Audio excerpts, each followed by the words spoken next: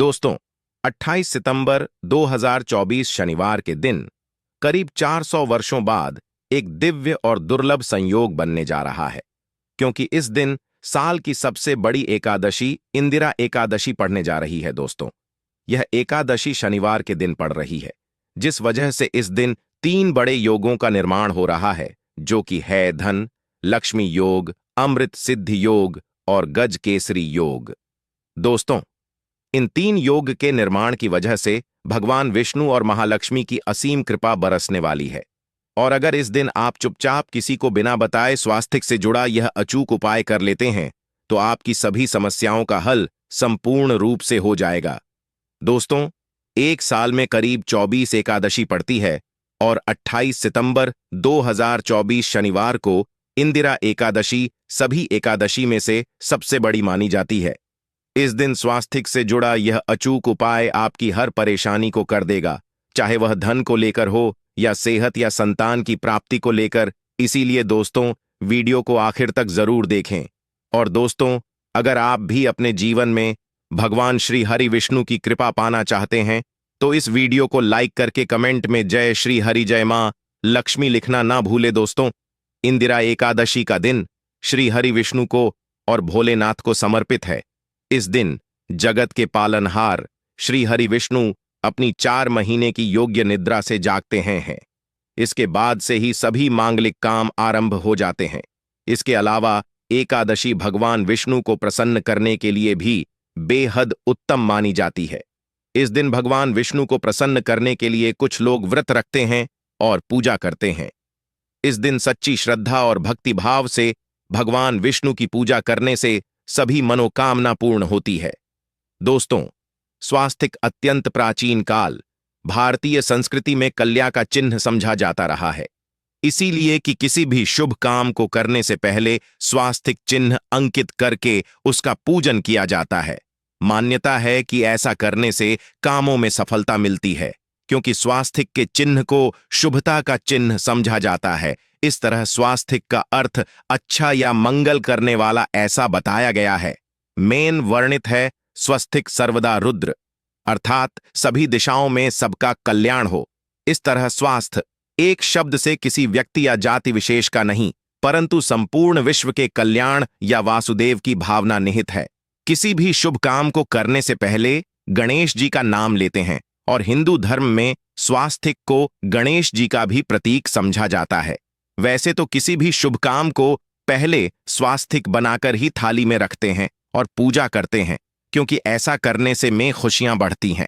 स्वास्थ्य में 4 तरह की रेखाएं होती हैं और इनका आकार भी एक समान ही होता है। रावेद की भाषा में स्वास्थ्य को सूर्य का प्रतीक समझा गया है और उसकी 4 भुजाओं को उपमा दी गई है। पौराणिक मान्यता है कि 4 दिशाओं यानी पूर्व, पश्चिम, उत्तर, दक्षिण की ओर यह 4 भुजाएं इशारा करती हैं, और हिंदू धर्म में इनको 4 वेदों से जोड़कर भी कहा जाता है, यानी ऋग्वेद, यजुर्वेद, अथर्ववेद और सामवेद। स्वास्थ्य की 4 रेखा सृष्टि से रचनाकार भगवान ब्रह्मा के 4 सिरों को दर्शाती हैं, और 4 पुरुषार्थ यानी 4 आश्रम, 4 लोग, 4 देवों यानी ब्रह्मा, विष्णु, महेश और गणेश की तुलना भी की गई है। इसके मध्य में जो बिंदु है भगवान विष्णु की नाभि मानी जाती है, जिसमें से भगवान ब्रह्मा प्रकट होते हैं, और स्वास्थ्य की 4 रेखाएं एक घड़ी की में चलती हैं, जो संसार की सही दिशा में चलने का चिन्ह है। यह है स्वास्थ्य महत्ता। इस एकादशी दिन घर के मुख्य द्वार पर शुभ मंगल चिन्ह स्वास्थ्य स्वरूप बनाएं। आप चावल और कुमकुम की सहायता से बना सकते हैं, चावल और हल्दी के घोल से बना सकते हैं, या फिर कुमकुम यानी सिंदूर और घी, सिंदूर और तेल मिलाकर के भी बना सकते हैं। ऐसा करने से वास्तु दोष दूर हो जाता है। इससे मनोकामना हो की पूर्ति हो जाती, घर से क्लेश, कलह, बेचैनी दूर हो जाती है। तंत्र मंत्र क्रिया से भी रक्षा होती है। इसे शुभ काम के पहले अंकित किया जाता है, क्योंकि स्वास्थ्य को मान सम्मान, सफलता और उन्नति का प्रतीक समझा जाता है। स्वास्थ्य हर दिशा से देखने पर एक ही सम्मान लगता है। आपने उल्टा स्वास्थ्य की देखा होगा, परंतु उल्टा स्वास्थ्य के उपाय अलग होते हैं और सीधे स्वास्थ्य के उपाय अलग होते हैं। अगर जीवन बहुत परेशानियां हो तो एकादशी के दिन तांबे या चांदी का स्वास्तिक प्राण प्रतिष्ठा करवाकर घर की चौखट पर लगवा दो। बाजार से अलग अलग साइज के मिल जाते हैं। उसे लाकर पूजा घर में रखकर पूजा करें। इससे घर में लक्ष्मी का वास हो जाता है। लक्ष्मी प्राप्ति हेतु चांदी का स्वास्तिक नवरात्रों में भी लगाया जाता है, परंतु सबसे अच्छा है कि सिंदूर और घी या तेल मिलाकर के यह या फिर चावल और हल्दी के घोल से बना दे के मुख्य द्वार पर स्वास्तिक बनाते हैं तो ज्यादा बड़ा मत बनाइए। 9 अंगुल से बड़ा बिल्कुल नहीं होना चाहिए। 3-4 अंगुल का बना यह उत्तम होगा। अगर आपके घर के सामने पेड़ या खंभा है तो वास्तु दोष उत्पन्न होता। ऐसे में वास्तु दोष के प्रभाव को स्वास्तिक रोकता है। स्वास्तिक का चिन्ह देवता को प्रसन्न करने के लिए खासकर बनाया जाता है। एकादशी तिथि पर आप थाली में या चौकी पर स्वास्तिक बनाकर उस पर मूर्ति करते हैं तो देवता प्रसन्न हो जाते हैं। आप चाहे तो घर के मंदिर में इष्ट देवता के पास स्वास्तिक का चिन्ह रख सकते हैं। तो दोस्तों, स्वास्तिक के कौन कौन से उपाय घर में लाते हैं, धन प्राप्ति कराते हैं, जानते हैं इस वीडियो में। परंतु दोस्तों, उससे पहले आपसे रिक्वेस्ट करते कि वीडियो को लाइक जरूर करिएगा, दोस्तों को शेयर कर दीजिएगा, और अगर अभी तक आपने चैनल को सब्सक्राइब नहीं किया है तो चैनल को सब्सक्राइब करके बेल जरूर दबाइए। दोस्तों, इस एकादशी पर मुख्य द्वार की दहलीज के दोनों तरफ स्वास्तिक का चिन्ह बनाकर उसकी पूजा करें।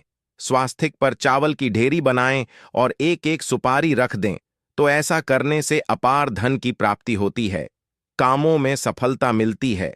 इस एकादशी के दिन नहाने के पानी में तुलसी का पत्ता या बेलपत्र डालकर नहाई। यह स्नान के जल में जब आप बेलपत्र डाल देते हैं तो सभी तीर्थ स्थानों में स्नान करने सम्मान पुण्य फल आपको हासिल हो जाते हैं। आप चाहे तो मैं कुशाघास भी डालकर नहा सकते हैं। एकादशी पर भगवान श्री हरि विष्णु जी के साथ ही मां हौल लक्ष्मी और भगवान शिवा की पूजा करें।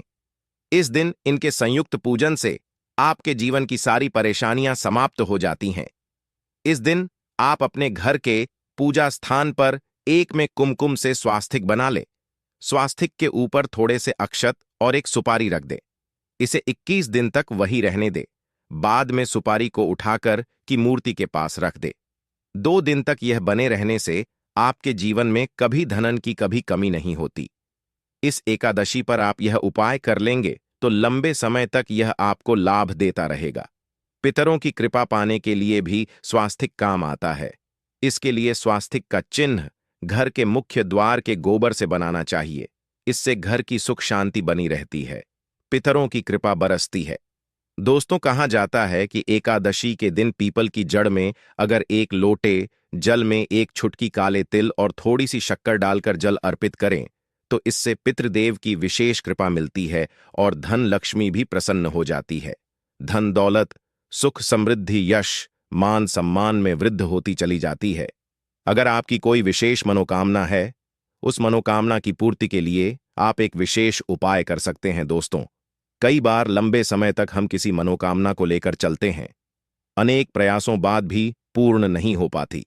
ऐसे में एकादशी के दिन आप आसपास के किसी भी मंदिर में जाकर मंदिर की दीवार पर सिंदूर से उल्टा स्वास्तिक बना दें। मनोकामना पूर्ति की प्रार्थना भगवान से करें, जरूर पूर्ण हो जाएगी। और जब आपकी मन्नत पूरी हो जाए तब जाकर वहीं पर सीधा स्वास्तिक बना दें और भगवान को धन्यवाद दें। इस एकादशी पर भगवान श्री हरि की पूजा करेंगे तो उन्हें 2 हल्दी की गांठें जरूर अर्पित की और बाद में हल्दी की गांठ को पीले कपड़े में लपेटकर तिजोरी में रख दें। आपने पहले भी हल्दी की गांठें रखी हो ई है तो उसको ही पूजक वापस रख दे।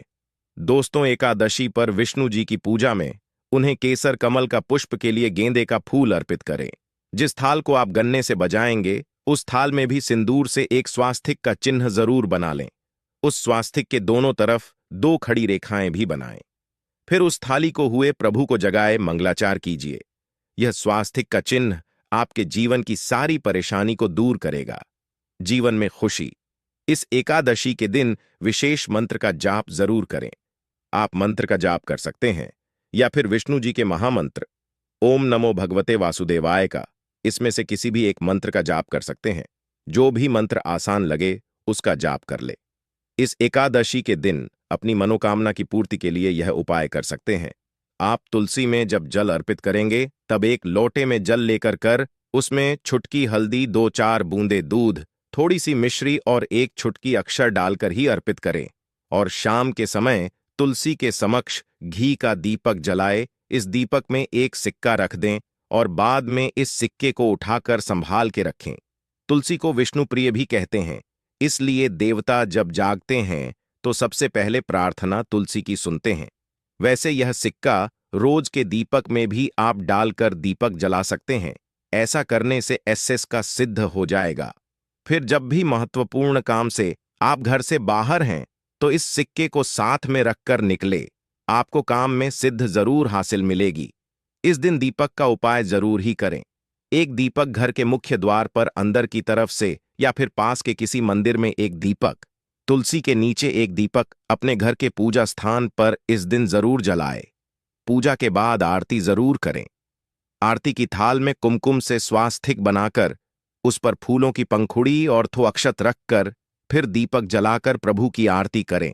सर्वोत्तम होगा, परंतु याद रखें कि भगवान श्री हरिविष्णु को अक्षत अर्पित नहीं किए जाते, मां लक्ष्मी को अर्पित किए जाते हैं।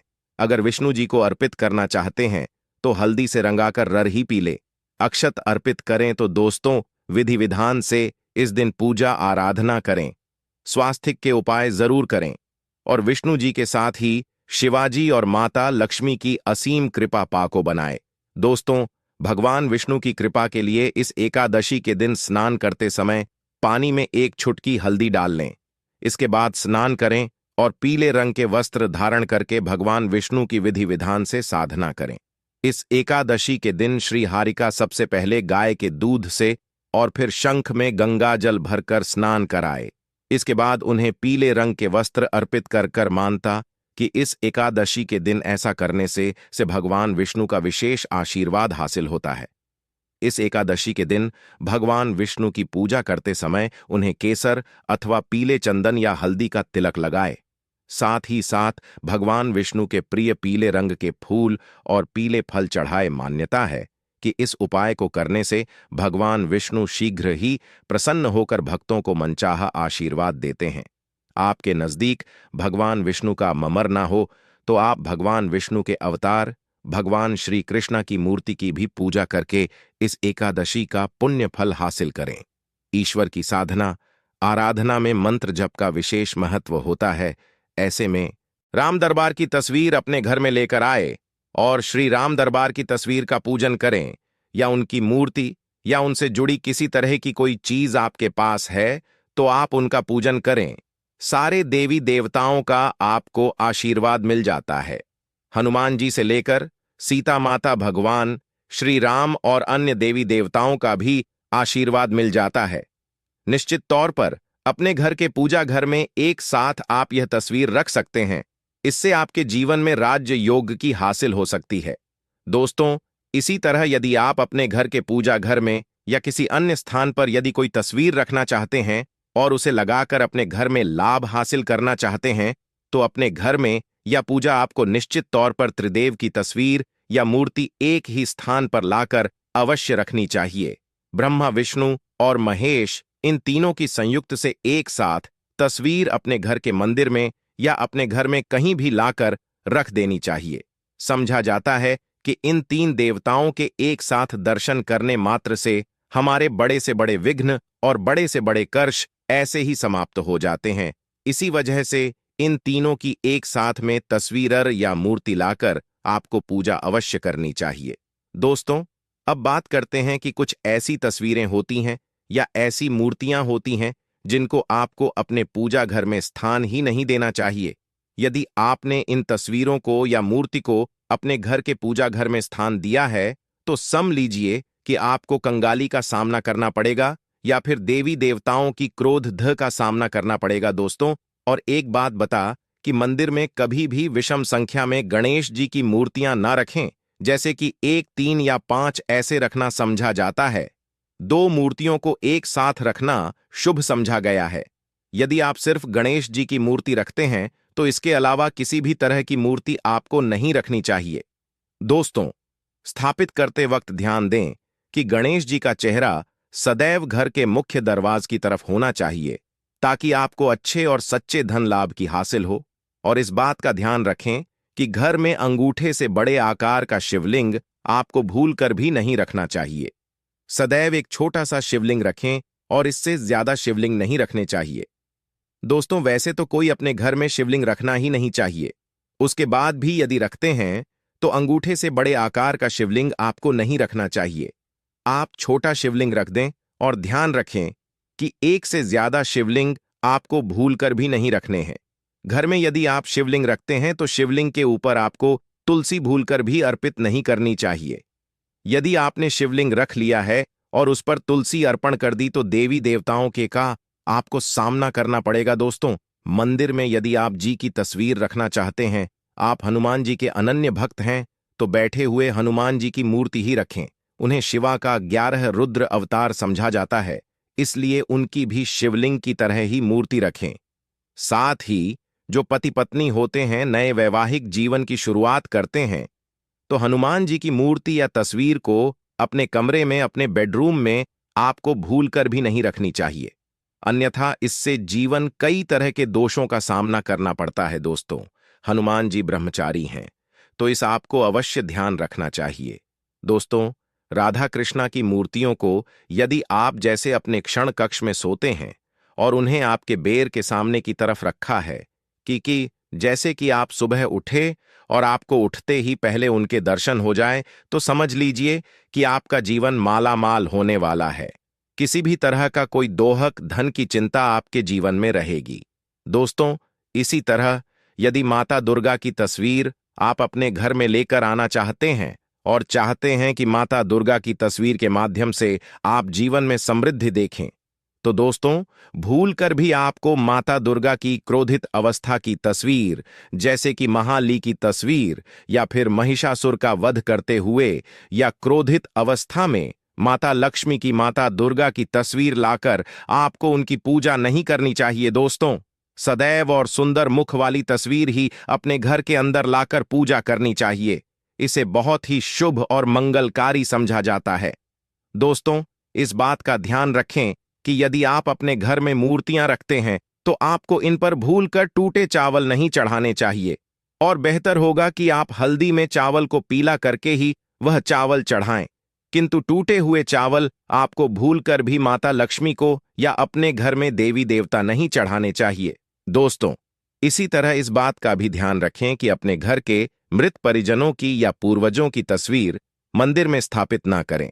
ऐसा करना अशुभ समझा जाता है, और यदि आप ऐसा लगातार कर रहे हैं तो निश्चित तौर पर आपके परिवार के ऊपर दोष लग सकता है। पितरों का भी दोष सकता है। पितरों की पूजा एक अलग स्थान पर की जाती है, घर के मंदिर में उनको स्थापित नहीं किया जाता है। दोस्तों, इसी तरह भगवान भैरव की तस्वीर या भगवान शनिदेव की, राहु केतु की इस तरह की तस्वीरें अपने घर में नहीं लेनी चाहिए। प्रतीकात्मक रूप से आप घर के पानी रखने के स्थान पर उनकी पूजा कर सकते हैं, क्योंकि इनकी साधना तंत्र मंत्र और खास पद्धति से की जाती है। घर के अंदर आप ऐसे ही इनका पूजा पाठ नहीं कर सकते। तो दोस्त, आज के लिए बस इतना ही। आपसे निवेदन है कि आप हमारे चैनल को सब्सक्राइब करें और अपने दोस्तों के साथ शेयर करें। आप सभी का धन्यवाद।